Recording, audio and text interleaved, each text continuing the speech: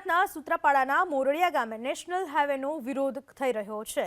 ગામ સમસ્ત નેશનલ હાઈવેના કામનો વિરોધ કરી રહ્યા છે। ગામ લોકો ગામ બે ભાગમાં વહેંચાઈ જતા પુલની માગ સાથે વિરોધ કરવા માટે સ્થાનિકો જોવા મળ્યા। નેશનલ હાઈવેનું કામ બંધ કરવાની માંગણી કરવામાં આવી।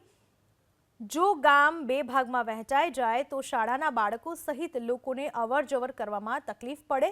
અનેક રજૂઆતો છતાં પણ માંગ ન સંતોષાતા ગામ લોકો વિરોધ માટે રસ્તા પર ઉતર્યા। જે વિરોધ કરવામાં આવી રહ્યો છે, હાઈવેને લઈને વિરોધ કરવામાં આવી રહ્યો છે। નેશનલ હાઈવેના કામથી ગામ બે ભાગમાં વહેંચાઈ જશે એવું સ્થાનિકોનું કહેવું છે, ગામ લોકોનું કહેવું છે। મોરડિયા ગામે જ્યારે નેશનલ હાઈવેની કામગીરી થઈ રહી છે ત્યારે ગામ લોકોનું કહેવું છે કે જો આ ગામમાંથી નેશનલ હાઈવે પસાર થશે તો ગામ બે ભાગમાં વહેંચાઈ જશે।